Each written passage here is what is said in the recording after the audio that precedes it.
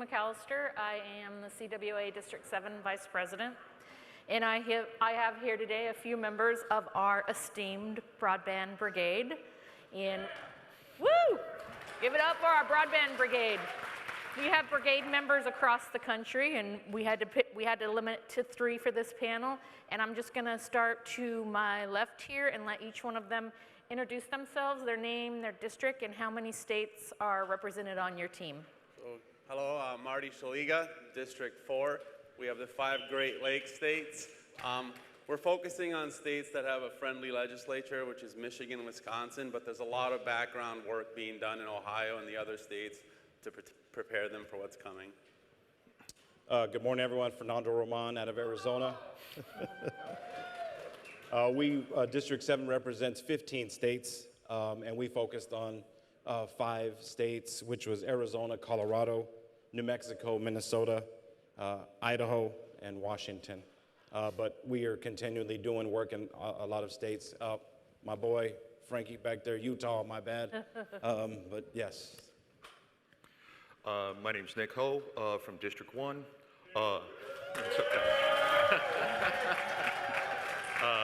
Representing the northeastern part of the United States. Not sure it's all the states, but our 2 focus states are New York and Connecticut.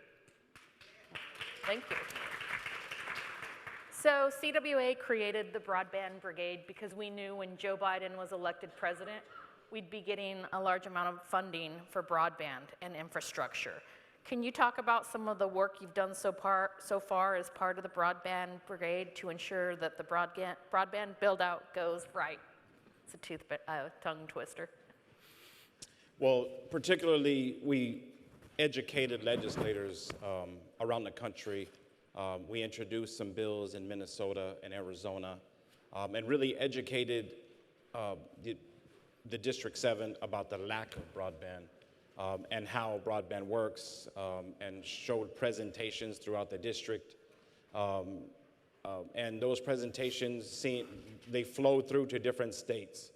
For instance, I did a presentation at the National AFL-CIO convention, and when I worked with my brother in Utah, the president of AFL-CIO in Utah mentioned, I remember seeing your presentation on that national. So presentations and meetings and just educating the general legislatures in different states about how broadband works. Marty, in addition to making that amazing video we saw earlier, how about you? I can't take credit for that video. That's Charles Daniels. I didn't know it was going to be played here, but CWA leadership came up with 3 pillars for us to focus on: fiber where feasible when we're building the network, using high road employers that obey OSHA safety standards as well as labor standards most of the time, and we want accountability so that when we spend taxpayer money, it's done to the best that's best for the community and our workforce. So CWA did a great job of giving us those things to focus on, and we take that to the legislature. And luckily, we've had members working hard for years to grease the skids for us. So we use those relationships that was built by the workforce to get those pillars across to them. Yeah, in New York, one of the big successes we had was getting $1.6 billion in the New York State budget for broadband build-out. When the budget process started in January, we had the number, the amount of money that was going to be spent, but we had no language around that. So we were thinking, how are we going to tweak this language, if we don't see it there? So we had to make our own, basically. And it worked out real well. We were able to get labor standards involved with the build-out, a pre-qualification process. So, no startup from somewhere decides they're going to, grab all this money to do broadband. They've never done it before. So it really helped our employers, lines them up. They wanted to say technology neutral, so we pushed for fiber optics, which is the work we do, obviously. But instead, the language was a minimum download of 1 gigabit. So that kind of works for us, no problem. We do that every day with fiber to the prem. So, and we got prevailing wage also, language in there also. So we're in good shape. Now we just have to execute. Now that the money is all there and ready to be spent or whatever, we just have to make sure we follow through in the entire process. So, as a Broadband Brigade member, you're all experts, technical experts in broadband build-out and how broadband works.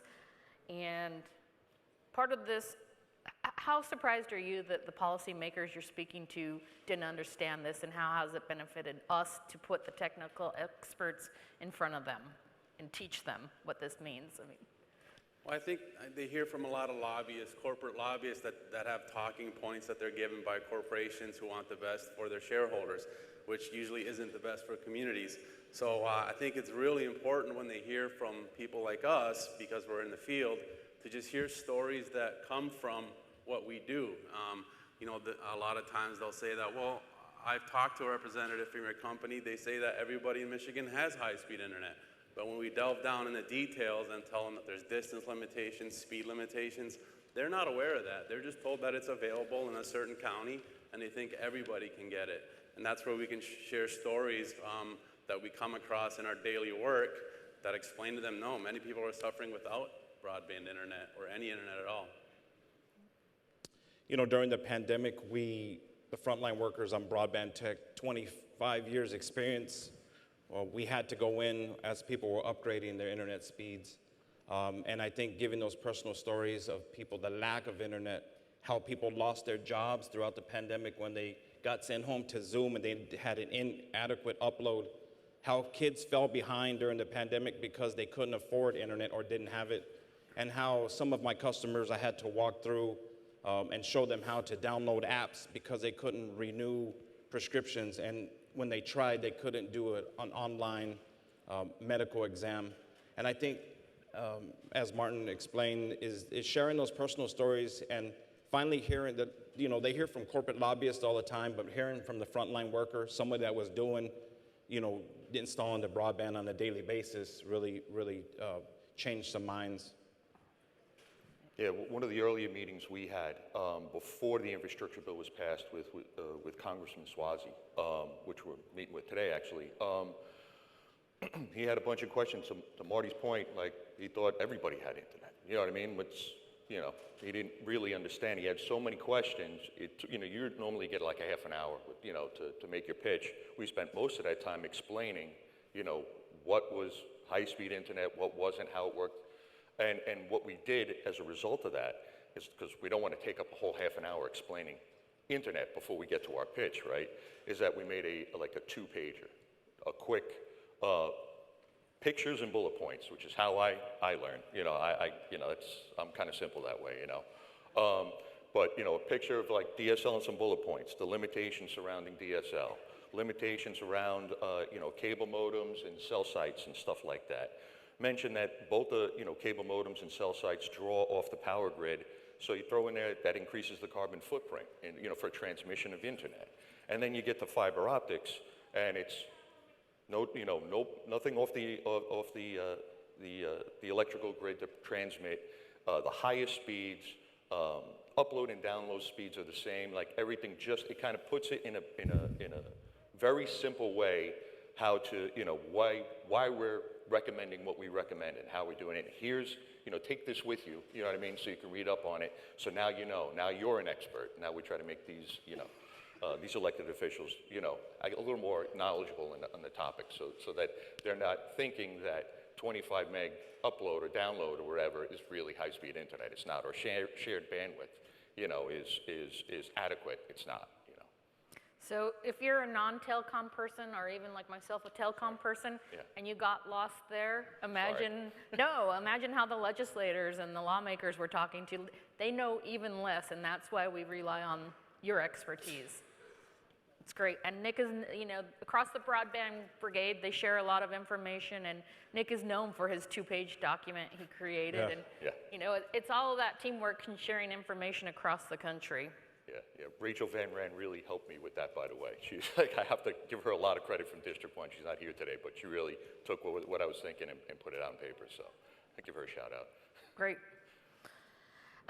Let's see, of course the Brigade work is not done in a vacuum, and I think Nick kind of alluded to this earlier about the LP work, the legislative and political work that has been going on in your states for years. How has that how has that contributed to your success as a brigade member, and how have you worked together to move the Broadband Brigade? Well, I think we need to look at each other in the room and give yourselves a round of applause, because that definitely, you guys have built the relationships. You have built the relationships over the years, and I'm not going to say it's easy getting into those scheduling meetings, but it made it a little bit less frustrating to have those conversations to talk about broadband. Yeah, we're really taking advantage of all the hard work that members do, whether it's hustle texts, postcards, letters, calls. All that stuff matters. I know it seems like for the longest time we've gotten nowhere, but this is the fruits of that labor, and people really need to keep that up. It's what really opens the doors for us to share CWA priorities. And it's not just self-serving, it's what the country needs, and we just want to be the ones to do it because we think we're the best to do it. Absolutely.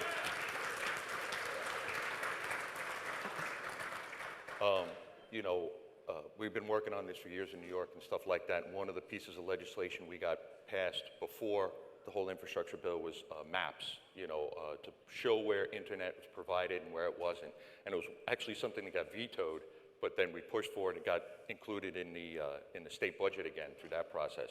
So that, and then they pat themselves on the back. What a great piece of legislation they passed. But if it wasn't for the day in, day out, election day stuff, knocking on doors and everything like that, we wouldn't have been able to get where we are today, get stuff passed in New York. So it's really important. And I just want to add is, the work that your national elected leaders in DC have done to build those relationships have been, look at the guest speakers we had today. People that actually care about labor, care about fiber, that will actually know that CWA are the experts in broadband. And that's what I really appreciated with those relationships you all have built. So we've had some huge successes so far with the brigade work, including the first ever labor rights conditions for federal broadband funding, strong federal rules supporting good jobs, and a preference for fiber to the home to support good jobs and high-quality internet access. What steps need to be taken now to ensure the funding is used the way it's intended to be used? I think this is where the accountability piece comes in, and there's nothing more important than members getting involved in their communities, because now that it's going to be handed down to the states, all this money, billions of dollars on the order of building the POTS network, the phone network, when we first got over 100 years ago. It's really important for members to get involved in their communities, whether it's city halls, township boards, state government, and make sure that we're holding the politicians' feet to the fire regarding the rules that we work so hard to get, and to hold them accountable at those meetings, get involved, find out what's going on in your community to make sure you get the best possible broadband for your families. Exactly. I think we need to start at the ground, grassroots. Reach out to your city council member. Your elected officials should know what the constituents need. They should demand fiber as a preference. Well, we feel that fiber internet is essential as gas, water, and electric in order to be successful in this country today. And so we need to demand as citizens that every member has fiber to the premise, and that's what we need in order to move forward. And we should just fiber. You may not need a gigabyte up and down, but as things get out of control in this country, the gas prices, my 26-year-old just moved back home because they just raised her rent exorbitant amount. And so now there's 3 of us working from home. So we need to make sure that we are prepared if another pandemic comes around, that way we can all be successful. So we need to demand it as a utility.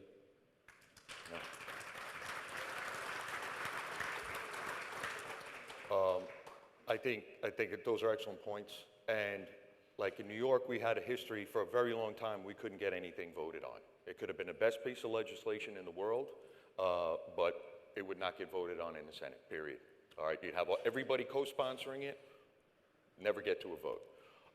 So in addition to like the oversight, in order to keep the oversight the way it is especially in New York or whatever, is for our people to get involved and keep our elected officials, the friendly ones, the ones that are, has backed us up and stuff like that, in power, so that, nothing's reinterpreted, language isn't, rewritten or repealed or anything like that. We keep this ball rolling because we got something good going after a long time of just not being able to do anything. So I think that's real important to make sure the oversight is there. Hold their feet to the fire. Yeah, there you go. What do you need locals to do across the country to help support this work? I think just get involved. I think this issue transcends just certain telco sectors or AFA or manufacturing. I mean, broadband in America has the ability to spur growth in all sectors, and it's not just for technicians. I mean, I'm sure sales reps would enjoy the sales of this new product, and our drivers are driving equipment. I think it really, from the fleet mechanics to technicians and from every other sector, it has the ability to grow membership, and obviously is a good thing for the country. So I think get in touch with a Broadband Brigade member or just get involved, with this. There's plenty to do for everyone, whether it's just lobbying, your local government. That would help a lot for us to get this done. I agree what Martin said, is we need to engage the membership and let them know what we've accomplished. Let them know that, we were talking about fiber preference and labor standards well before the NTIA came out with the rules, and that shows something, that we are getting things accomplished, and we need to ask them to call their state legislators and make sure that internet is regulated like a utility. We need to authorize the state public utility commission's oversight over broadband to make sure that we're holding these corporations accountable with our taxpayer dollars. We want to make sure that we are getting what we're paying for with our taxpayer dollars, and we want to make sure that it's, fiber would be the preference because we know that lasts and it, over time. Yeah, without a doubt. I think it's really important. Once again, our strength is in our numbers, absolutely. So if locals out there, if people, members are out there and they see contractors working ridiculously unsafe, take pictures, note it. Not on your company phone or anything like that, you know what I mean? Not on company time or whatever. Be careful about that stuff, but, document that stuff. Get as many details as you can. If there's a text bank or something like that, get involved.